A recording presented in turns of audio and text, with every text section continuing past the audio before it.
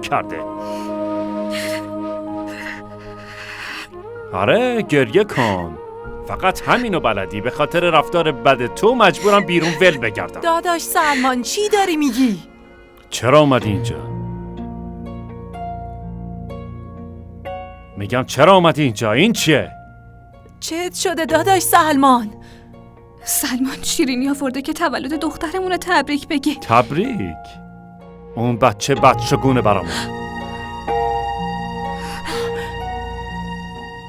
از این خونه پرتش کن بیرون. تبریک. شما دیوونه شدین؟ به نعمت خدا میگین بدشگون؟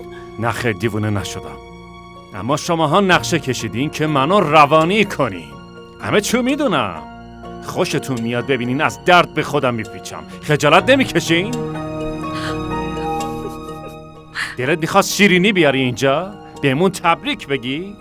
خب اینم از خواسته دلت. بذار بهتون نشون بدم.